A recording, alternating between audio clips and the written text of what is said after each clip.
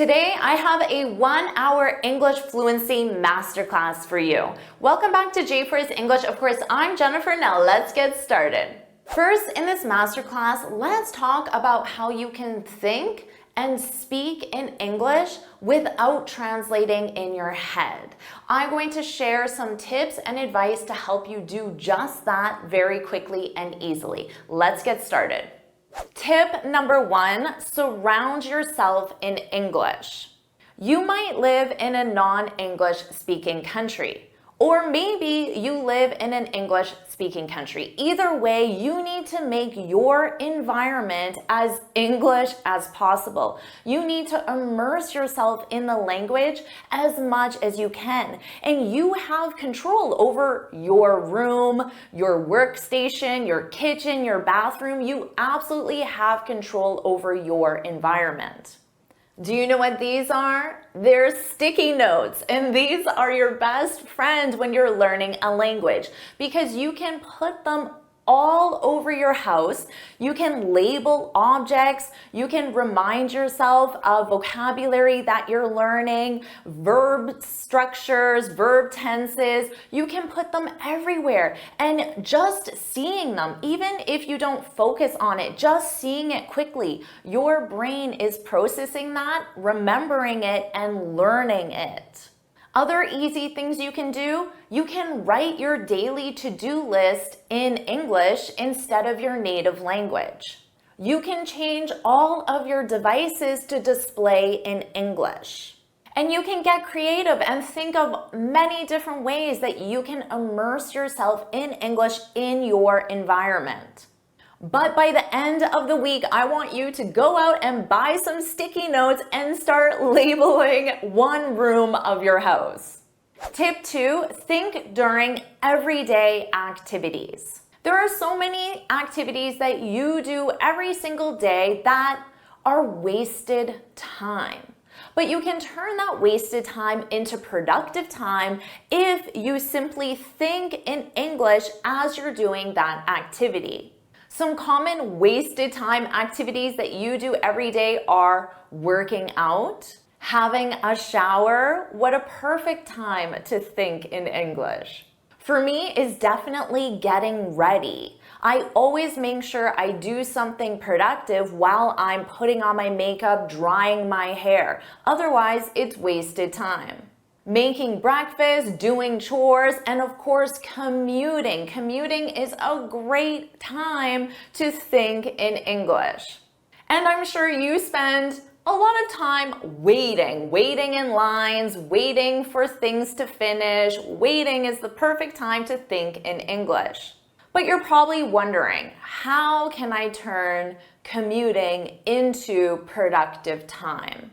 Well, that leads to tip number 3, which is to make simple observations. This is such a powerful exercise because it forces you to become very present in your environment. So you'll also be practicing mindfulness at the same time, which is very good for your mental health. So as you're out in the world, maybe you're walking, commuting, waiting in line, and it's wasted time, I want you to simply look around and observe your environment. What do you see?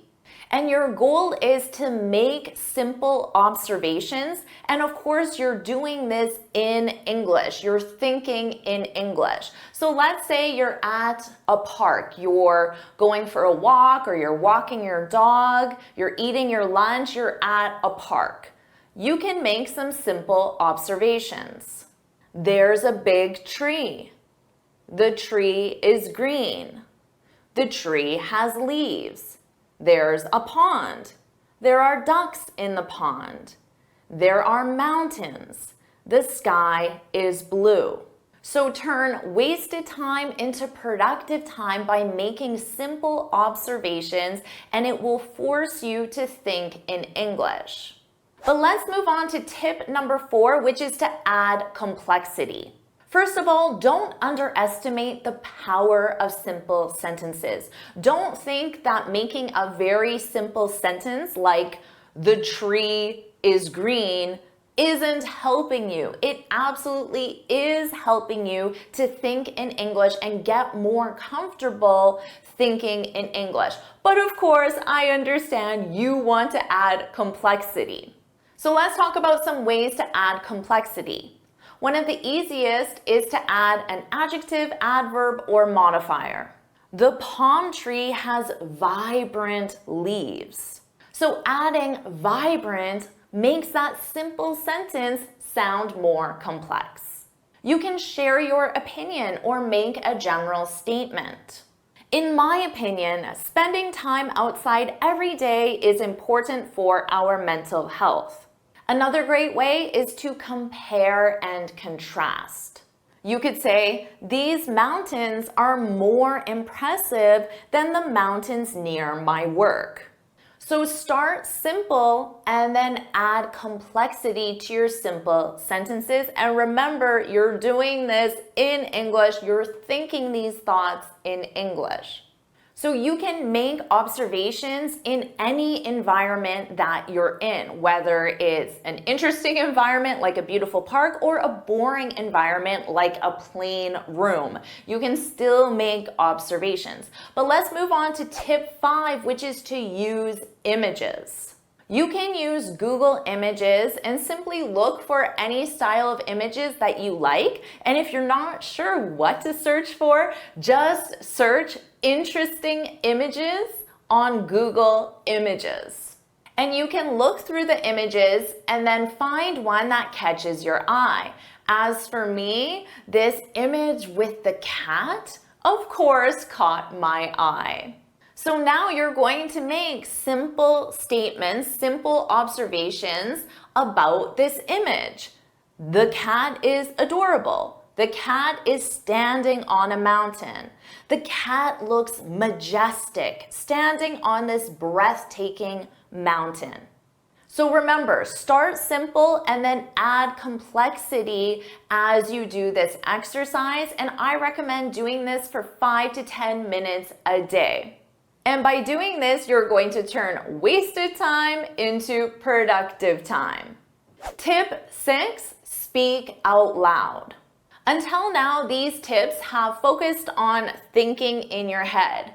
You can also write them down, like writing your to-do list in English, writing your sticky notes, but I want you to speak out loud. What I mean by that is you're producing sound that other people can hear. Right now, I'm speaking out loud because you want to gain confidence speaking as well. So thinking those simple statements and verbalizing, saying them out loud is a different skill. Now, even if you're at a beautiful park, I still want you to verbalize your statements, your observations, say them out loud. If you feel self-conscious doing this, then you can always just pick up your phone and pretend you're talking to someone on your phone, even though you're just talking to yourself.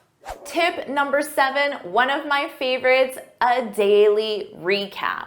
At the end of your day, you can simply summarize your day. And by doing that, you force yourself to think in English, think of different verb tenses, different vocabulary that you need to summarize your day. You can also talk about the best part of your day, 3 things you're grateful for, any areas for improvement today. That could force you to think of some interesting vocabulary and grammatical structures as well. And you can also plan your day for tomorrow. So these are all the different things you can do for tip number 7. Now for tip number 7, you can think in your head. You can think about 3 things you're grateful for. You can also speak them out loud. You can verbalize the best part of your day. Even if nobody is there to listen to it, that doesn't matter. Now, you can also keep a journal, which forces you to write all of this information down. My recommendation is that you schedule 10 minutes in your day before you go to bed to write in your journal, to write about your day. And finally, tip number 8, be patient. This is so important because many students, they try these tips once or twice, they get frustrated because they don't get instant results, and then they quit or say, I'll never learn English, I'll never become fluent. But the reality is that they weren't patient enough to get the result.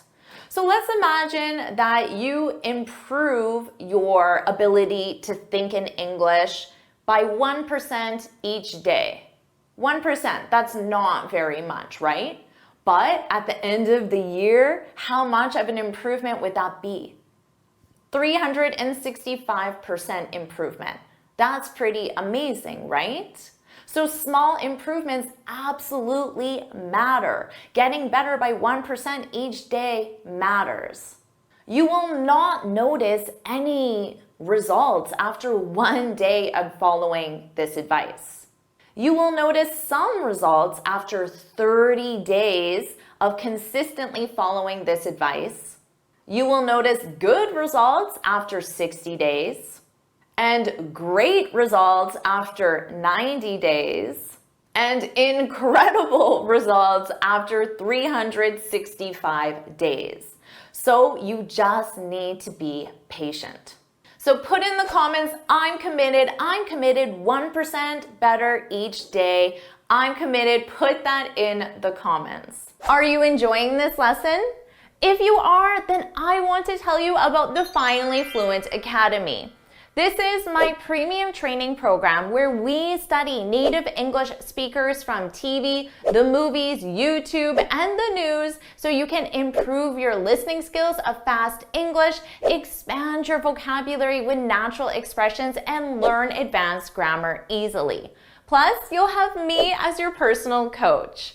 You can look in the description for the link to learn more, or you can go to my website and click on Finally Fluent Academy. Now let's continue with our lesson. Now remember, you're going to start simple and then add more complexity when you're thinking and speaking in English. To add more complexity, you need to feel confident with verb tenses.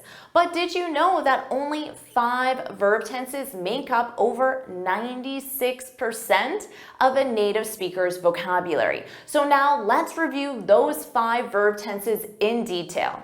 The 5 verb tenses are the present simple, which makes up 57.51% of speech, the past simple, which makes up 19.7%, the future simple at 8.5%, the present perfect at 6%, and the present continuous at 5.1% of a native speaker's speech. And the total of all 5 verb tenses is 96.81% of speech. So let's make sure that you feel very confident using all 5 verb tenses. And don't worry, because I summarize everything in a free lesson PDF. So you can look in the description for the link to download the PDF. And at the end of this lesson, there's going to be a quiz to make sure you really understand these verb tenses. So let's start with the present simple. And pay close attention because I correct mistakes from my advanced students in the Finally Fluent Academy. They make mistakes with the present simple almost every time they submit their practice exercises. So pay close attention. Let's review the structure. For the subjects I, you, we, and they, you add the base verb. Now for the subjects he, she, it, you add the base verb plus s or es. And this is one of the most common mistakes that my advanced students make, forgetting to add that s. So don't forget that s for he, she, it subjects. The present simple is used to describe routines, habits in your daily life. For example, I eat breakfast every day at 6:00 a.m. It's also used to describe general facts and truths. For example, the sun rises in the east and sets in the west. And notice I added those S's because the sun is it. He, she, it, you need those S's. It's also used for feelings, emotions, and states of beings. We are very excited for the concert tonight. Now here's one that most of my students don't use correctly, and the present simple is also used for timetable events, even if that event is in the future. For example, the train leaves at 5 a.m. tomorrow. It's very common to use an adverb of frequency with the present simple, which is one easy way that you can identify it. The most common adverbs of frequency are every day or always for 7 times a week, often, usually, or frequently for about 4 to 6 times a week, sometimes for 3 to 4 times a week, rarely or seldom for 1 to 2 times a week, and never for 0 times a week. So let's practice this just for fun. Share something silly that you never do or always do in the comments below. For example, I never brush my teeth while I'm driving. So share something silly in the comments just to have a little fun. Now let's move on to the past simple. To form the past simple, you have your subject, and then you have your base verb plus ed, or an irregular past simple verb, and there are many irregular verbs, so you simply need to memorize them. The past simple is used for an action that started and finished at a specific time in the past. For example, I went to the store yesterday. She took a shower at 8 a.m., but now it is 11 a.m., so 8 a.m. is in the past. They ordered pizza for dinner, and now it's 10 o'clock at night, so dinner is in the past. We sang all night, but I'm talking about maybe yesterday or the night before, so it's in the past.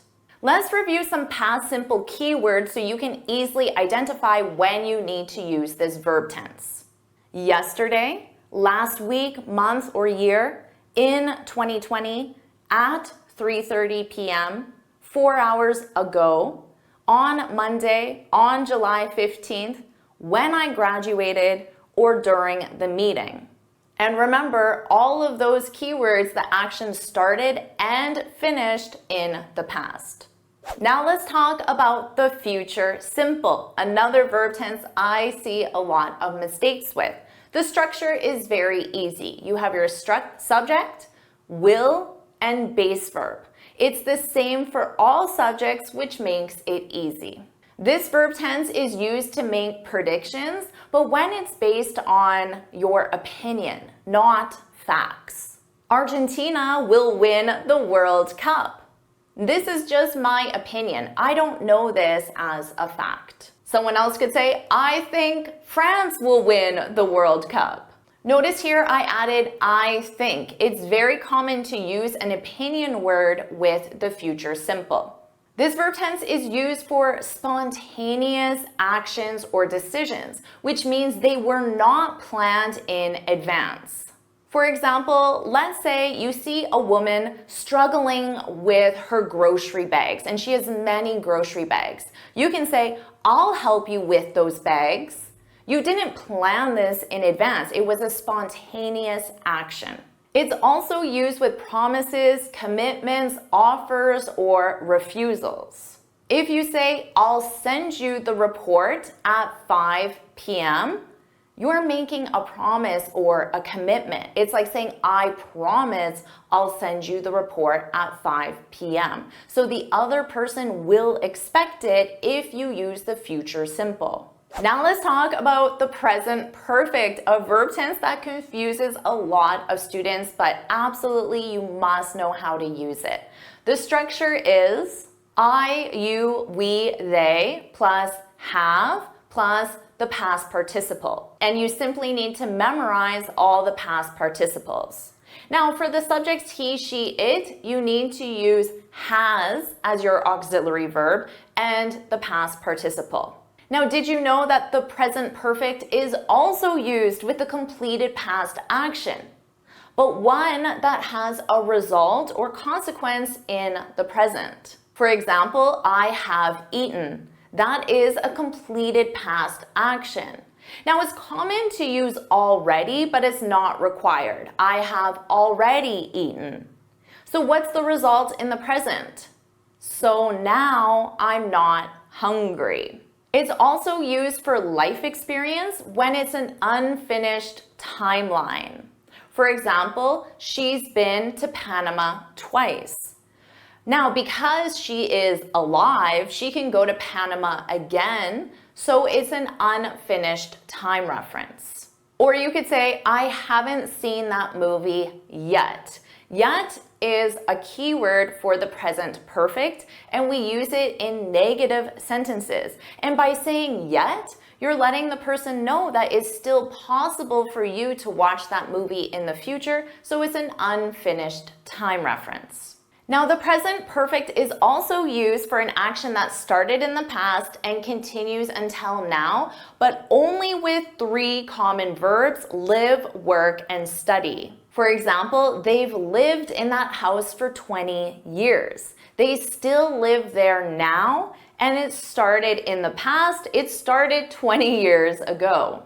Very important point, you can't use a specific time reference with the present perfect. You must use the past simple. This is a very common mistake that I see my students make. So you can't say, I've tried sushi last week, because last week is a specific past time reference. So you would have to say, I tried sushi last week. Or you could get rid of last week and say, I've tried sushi. Let's move on to our last verb tense, the present continuous. The structure is I am plus verb in your ing form, your gerund verb. You, we, they, are plus verb in ing. Or he, she, it, is plus verb in ing. So don't forget, you have to conjugate the verb to be according to the subject. The present continuous is used for an action that is currently taking place. Right now, now. So I could say, my students are, because the subject is they, my students are watching my video right now, right? You're watching this video right now.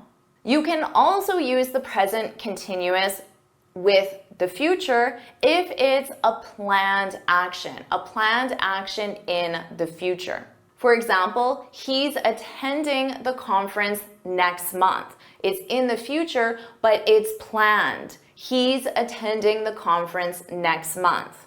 Or she's performing at the World Cup in 2026. So even though it's way in the future, you can still use the present continuous if it's a planned event. An important note that you should know, because I know it might confuse students. Native speakers use the present continuous with always to stress the continuation of something negative. She is always coming to work late. So instead of saying she always comes to work late, because always is a keyword for the present simple, native speakers frequently put this in the present continuous. I don't recommend that you do that because it really depends on the context if it sounds correct or incorrect. But grammatically, it's always correct to use the present simple with always. So that's what I recommend that you do. I'm just sharing this so you don't get confused when you hear a native speaker say, she is always coming to work late. Now you know the 5 verb tenses that make up 96% of your speech. So are you ready for your quiz to make sure you really know how to use them? Here are the questions. Hit pause and take as much time as you need. And when you're ready to continue, hit play. Here are the answers. Hit pause, review the answers, and when you're ready to continue, hit play. Amazing job. Those verb tenses are absolutely going to help you add more complexity. Now, two of those verb tenses I see students make a lot of mistakes with, the past simple and the present perfect. They're not sure when to use them or how they differ. So let's review those two verb tenses in more detail right now. Let's compare two sentences. I saw that movie. I've seen that movie. I'm sure you know that I saw that movie is the past simple and I've seen that movie is the present perfect. Easy, right? Let's quickly review the structure. To form the past simple, you need the subject and the past simple verb, which is either the base verb plus ed or an irregular verb. In this case, we have an irregular verb because it isn't I seed that movie with ed, it's I saw that movie. So it's an irregular past simple. To form the present perfect, you need the subject, have or has, depending on the subject, and you need the past participle. For the subjects I, you, we, and they, you need have. And for the subjects, he, she, it, you need has. I have seen that movie. She has seen that movie. Now let's talk about how to use these verb tenses because native speakers use them in ways that most students don't use correctly. Of course, the past simple is used for a completed past action. I saw that movie. But did you know that the present perfect is also used with a completed past action? However, there has to be a result in the present. That's why we call it the present perfect. So just remember that present, completed past action, but result or impact in the present right now. I've seen that movie. So what could be the result in the present? I've seen that movie, so now I don't want to watch it. So now I can tell you about it. So now we can discuss it and I can share my opinion. So always remember there's a so now with the present perfect when it's a completed past action. But very important, native speakers rarely say the so now. It's just implied based on context. So your friend could invite you over and say, do you want to come over and watch Barbie tonight? And you can reply back and say, I've seen it. Now your friend understands the so now you don't want to watch Barbie. You don't need to vocalize that, and most native speakers will not vocalize it. So you might say, I've seen it, and then ask your friend, have you seen the new Leo movie? Did you notice I used the present perfect in that question? Have you seen the new Leo movie? We also use the present perfect to talk about life experience, things we have and haven't done in our lives until now. For example, have you ever eaten sushi? To reply, you can say, no, I haven't eaten sushi, or yes, I have. Yes, I have is the short form. The full form would be, yes, I have eaten sushi. You could add on and say, I ate it last year for the first time. This is the past simple because it's a completed past action. You could also add on, I lived in Japan for a year. Again, this is the past simple, a completed past action. You do not live in Japan now. What if you said, I've lived in Japan for a year? This is the present perfect, and it's used for an action that started in the past and continues until now and will continue into the future indefinitely. Now, it's important to note that you can use the present perfect or the present perfect continuous interchangeably with three common verbs. Live, work, study. I've lived in Japan for a year. I've been living in Japan for a year. They're exactly the same, but this is only for those three verbs, live, work, and study. You could say, I didn't eat sushi when I lived in Japan. This is in the past simple because it's a completed time reference. It's impossible for you to eat sushi now because the whole time reference is in the past. But you could also say, I haven't eaten sushi yet. This is the present perfect, and it's an unfinished time reference because it's still possible for you to eat sushi now. Why?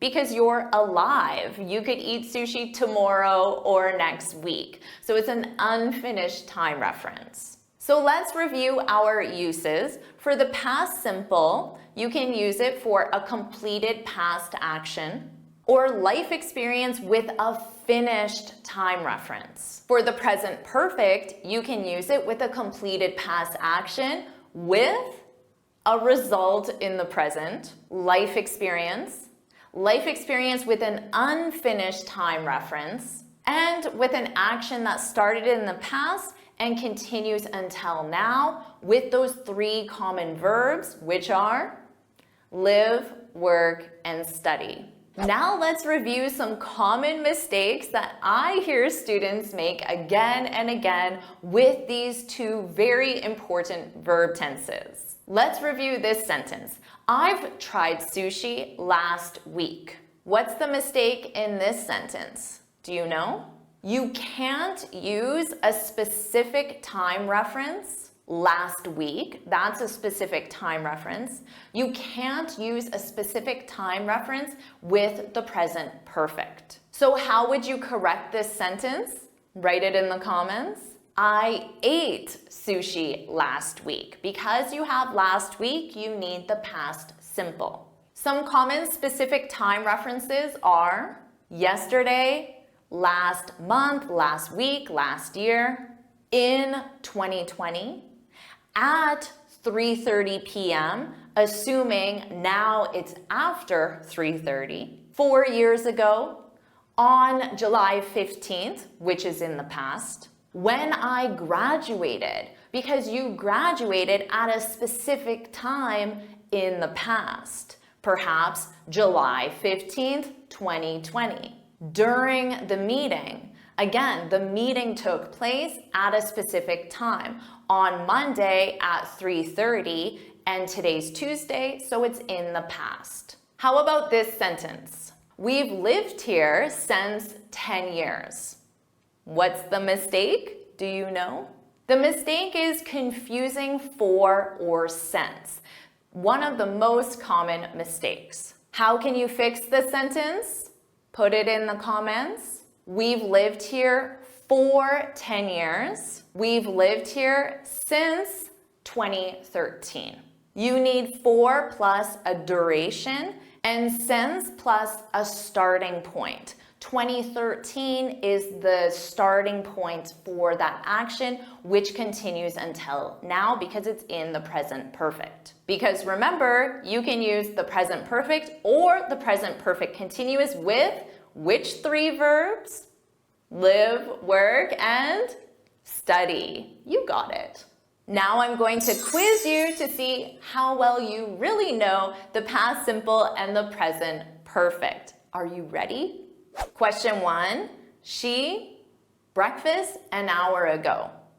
Do you need the past simple or the present perfect? And how do you conjugate it? Put your answer in the comments. She ate breakfast an hour ago. Past simple because it's a completed past action with a specific past time reference, an hour ago. And notice eat is an irregular verb, she ate. Question 2, you need to rewrite the sentence so it's in the present perfect. The sentence is, she ate breakfast an hour ago. How would you rewrite this in the present perfect? Put it in the comments. She has already eaten breakfast.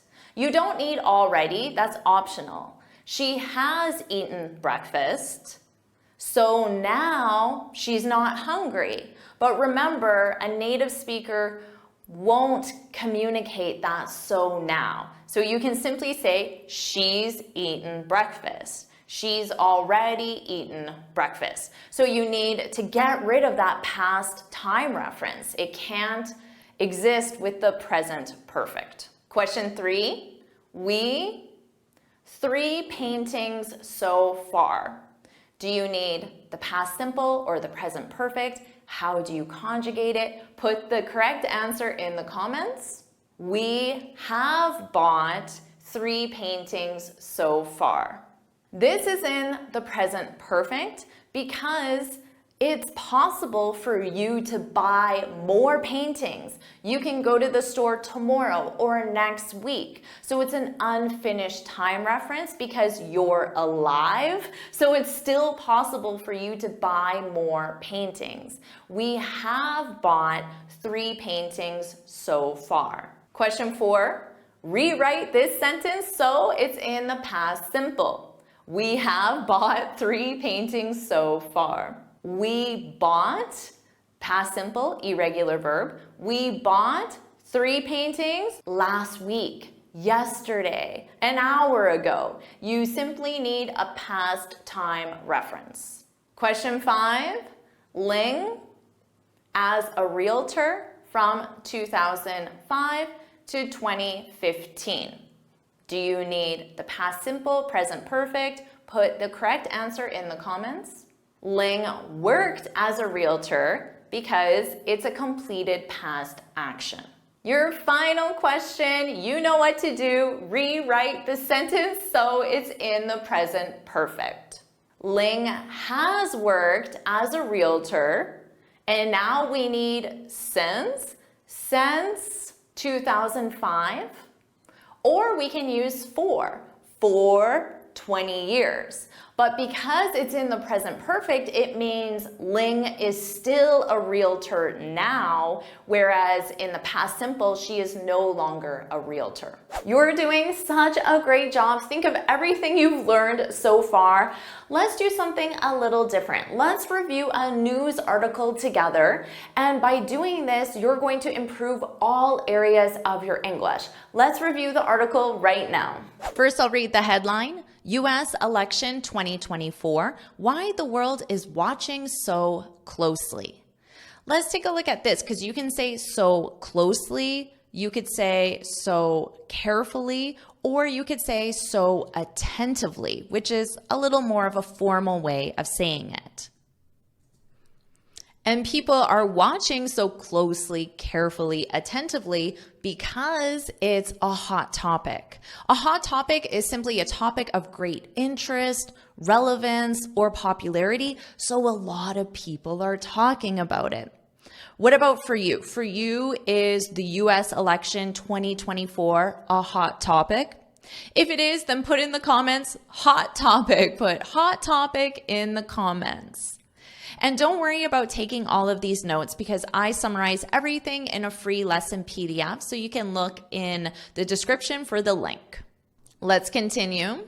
After recently spending a few weeks in Europe, the subject of America's presidential election was a constant topic of intense curiosity and concern among the people I spoke to.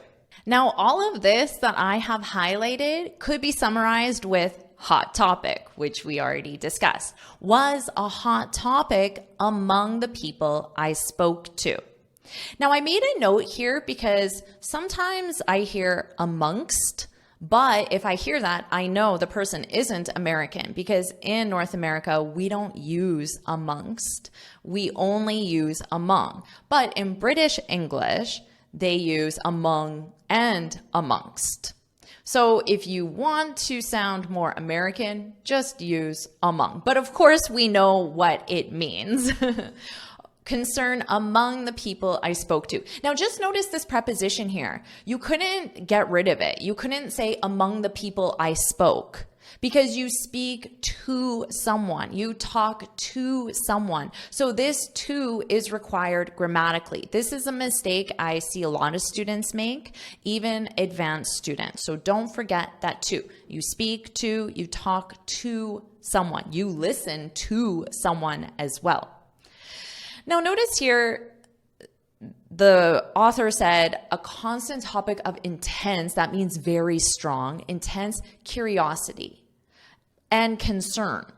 These two adjectives have different meanings. So curiosity is more of interest. So I summarized it with this emoji. But concern is more of a worry. So it's interesting that the author included these, because if the author didn't, you wouldn't have this idea that there's also the worry. So that communicates a lot by including those two adjectives. So I summarized those three common verbs. You speak to, talk to, or listen to someone or something. But remember that not every verb follows that structure. For example, you watch someone. Oh, I'm watching my kids play at the park. You watch something. I'm watching the news on the 2024 presidential election. And no wonder. By saying and no wonder, you're saying I'm not surprised that it's a hot topic. I'm not surprised that it's a topic of intense curiosity and concern. I wrote that there for you. So for another example, she's concerned about, notice you're concerned about someone or something. She's concerned about her family in Gaza, and no wonder. I'm not surprised she's concerned about her family. It isn't surprising. This isn't surprising. So it's a great expression to have in your vocabulary if you want to sound very fluent, natural, and American. The US, don't forget this article, because this is an exception. Countries don't have articles as a rule, except when there's an exception. The US, the UK, the US. The US is currently involved in 2 hot wars. Now you know how this adjective is being used. It's being used in the same way that hot topic, hot, is being used, and it represents a topic of great interest, relevance, or popularity. So instead of topic, it would be a war of great interest, relevance. Of course, popularity does not fit in this context, so just interest or relevance. 2 hot wars, Ukraine and Gaza. Meanwhile, US-China relations have deteriorated. So if something deteriorates, it gets worse. So the relationship between the US and China has gotten worse, or is getting worse.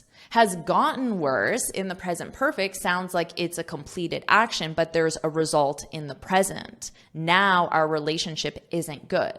If you say is getting worse, it's in progress right now. But notice they use have deteriorated, which means the action has happened in the past, and now there's a result in the present. Well, what's the result? If they don't have a good relationship, then maybe they're not trading as frequently, they're not helping each other as frequently, or many other results as well. I wrote those notes for you.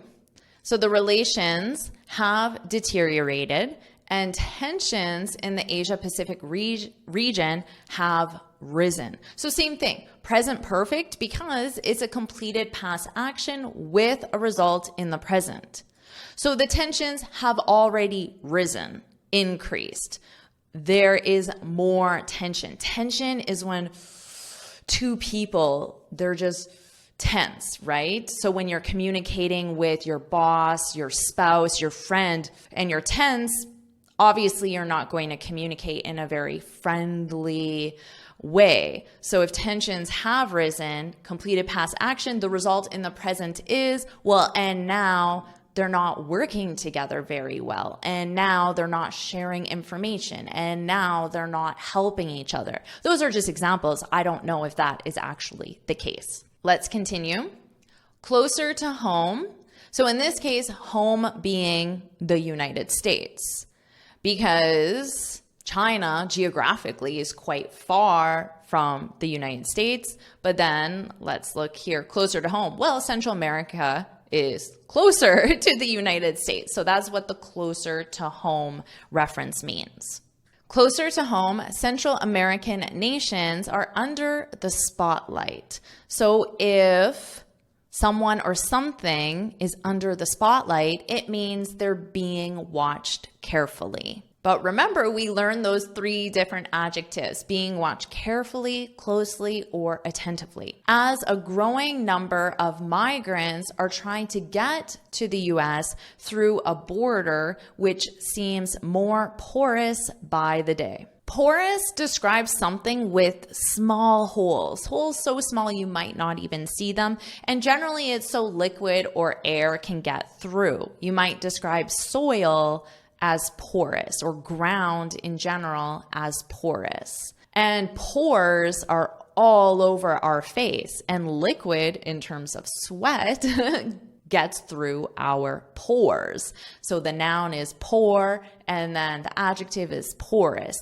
Now in this case, of course, they're not talking about liquid or air, they're talking about people. So you can imagine there's this border, and then if there's holes in the border, people can just go through those holes. So that is the image that they want you to have by using this more porous by the day. There is almost no area of the world where American leadership doesn't matter, which is why, again, at the top, we can describe it as a hot topic. From Beijing to Buenos Aires, people follow the fortunes of the US election candidates and tune in for the results. When you tune in to something, or in this case, for something for the results, for is in order to receive, you would tune into a TV show. It simply means you watch that TV show, but it's for any media. So it could be to listen to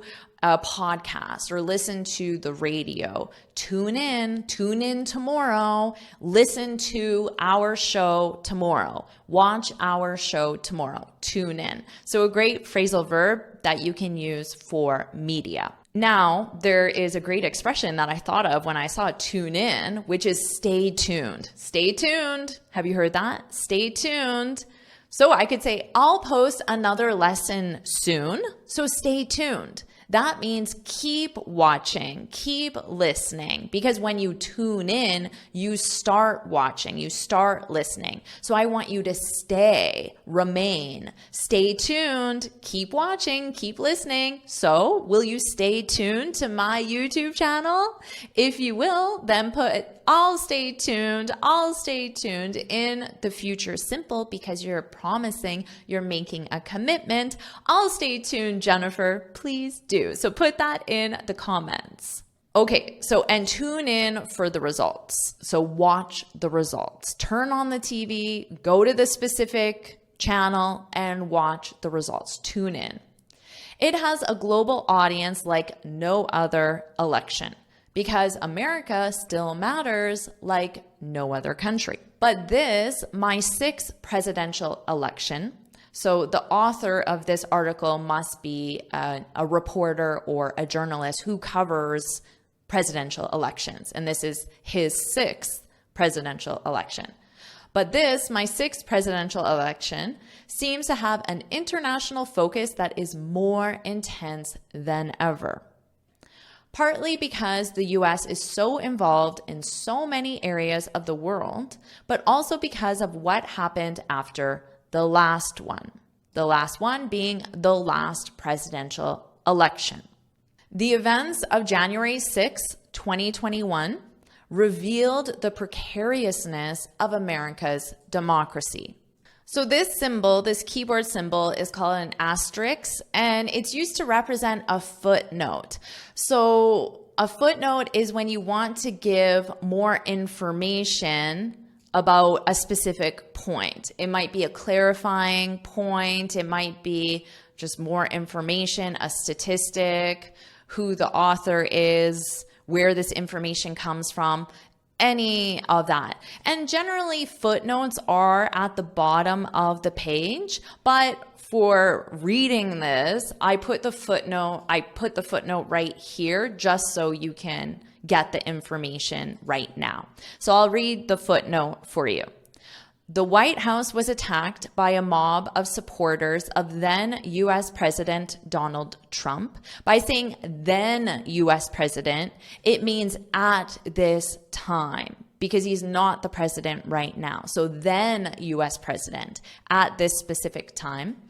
US President Donald Trump, 2 months after his defeat, so one's defeat is if they lose, after his defeat in the 2020 presidential election. So this information isn't relevant to the article, it's only relevant to this specific information, the events of January 6, 2021, just so you're not wondering. You might stop reading the article because you're like, well, what events? I don't know what these events are. So the footnote just shares that information with you, but it's considered separate from the actual topic of the article. So the events of January 6, 2021, which now you know what those events are, revealed the precariousness of America's democracy. Let's talk about this. Precariousness, this is when something is in a dangerous state because safety or security is not guaranteed. Now, revealed, because the events revealed means made this information known, made it publicly available. So these events, the fact that the White House was attacked, that showed, made known, revealed the precariousness of America's democracy. The fact that democracy, even in the US, isn't 100% guaranteed. Something like this happened. Now the world wants to know how well the country will fare in its next big democratic test, which is the 2024 election, as well as the host of crises that America already is confronting. So let's just pause and review this one. The crises. Crises is the plural form of crisis. So it's an irregular plural. And notice the pronunciation, because we have crisis, crises, E. So you have that long E on the plural. Crisis, crises. As well as the host of crises that America already is confronting, the next president will also have to deal with the unexpected. 2023 was the hottest year on record. 2022 brought war in Europe. 2020 brought a global pandemic no one saw coming. So all of these are examples of the unexpected, which is a very useful thing to do when you're communicating an idea, is to share examples of what you mean by unexpected. So this is a very powerful way to reinforce your ideas, to communicate. Now, I like this expression, no one saw it coming. I didn't see that coming. I didn't see the pandemic coming. I don't know about you, but I certainly did not see the pandemic coming. I didn't see the first lockdown coming. I didn't see the second lockdown coming. I didn't see running out of toilet paper coming. I didn't see any of that coming, which means I didn't anticipate it. I didn't predict it. So the expression is to see something coming, and that's when you anticipate or predict something before it happens. So here's an example. Jane was fired, which means her boss said, you no longer work here. Jane was fired. And then you can say, saw that coming. I saw that coming. How did you predict this or anticipate this? Probably because Jane was a terrible employee. She did a really bad job. She always came in late. She was rude. I saw that coming.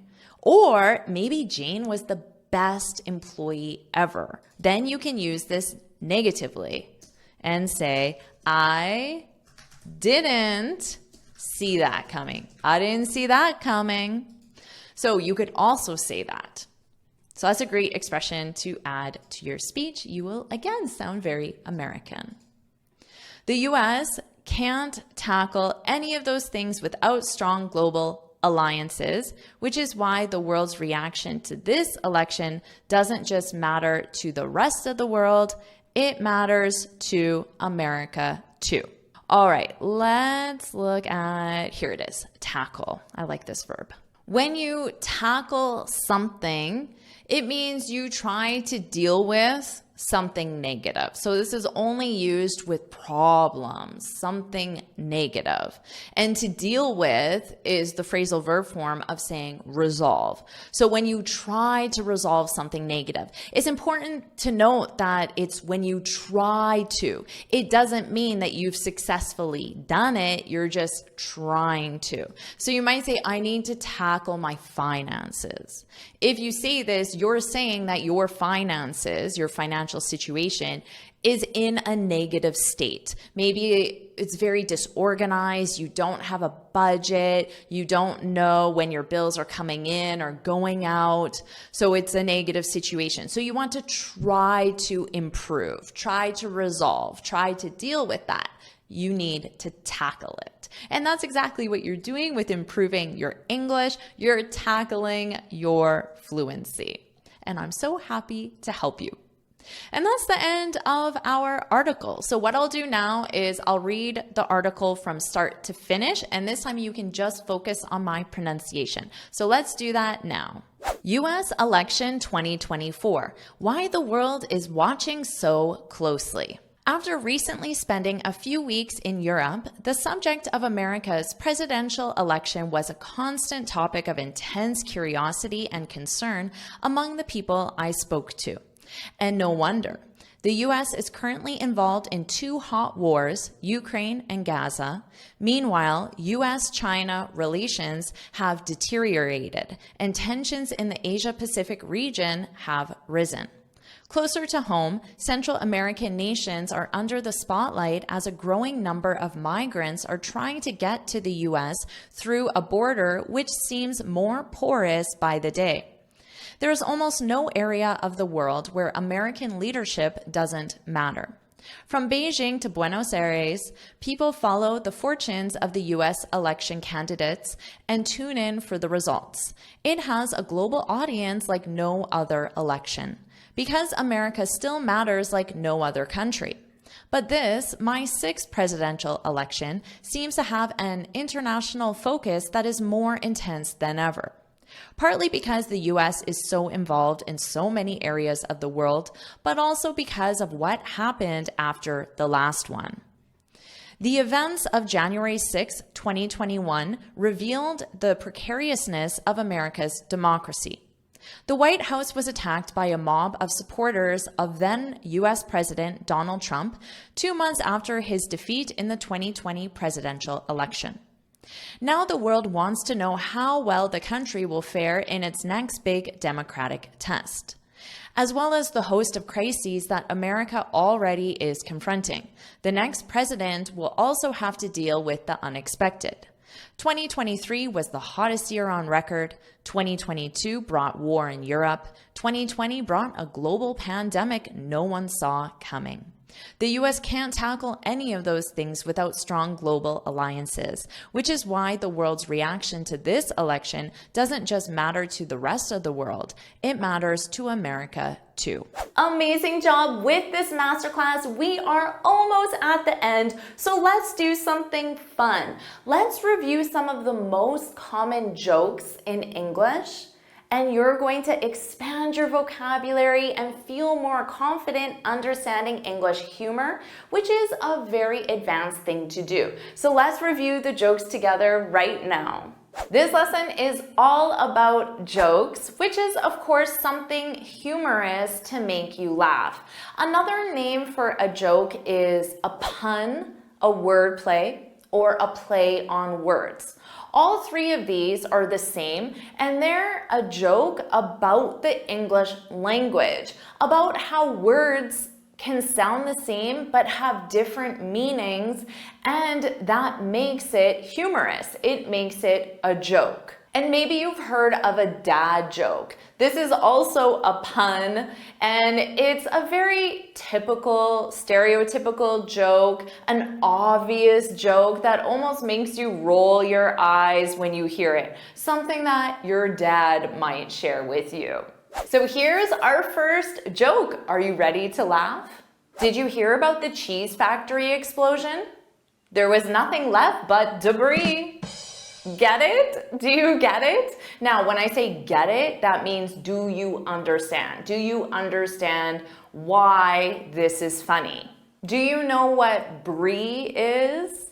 Brie is a specific type of cheese. It's a soft cheese and it's delicious. Now, what about debris? Do you know what debris is? This is a noun. And debris represents broken or small pieces of something whole. So let's take an example. There was a storm, a really bad storm. So you have something whole, maybe a barn. But after the storm, that whole barn is in tiny pieces, and those pieces are everywhere. Those pieces are debris. For example, there was a lot of debris after the storm. And notice my pronunciation compared to the spelling. Debris, E. Do you notice that debris, brie, sounds exactly like brie cheese? That's part of the joke. We'll come back to that in a second. So let's review our joke again. Did you hear about the cheese factory explosion? There was a lot of debris. So explosion, what happens after an explosion? There's debris. But this is at a cheese factory. And remember, brie is a type of cheese. So you can imagine there's tiny bits of brie cheese everywhere. So the brie cheese is the debris. So now you understand this joke and you can share it with your friends. Our next joke, why did the scarecrow win an award? Because he was outstanding in his field. Get it? Do you get the joke? First, you need to know what a scarecrow is. A scarecrow is a model of a person that you put in a field, and its purpose is to scare birds.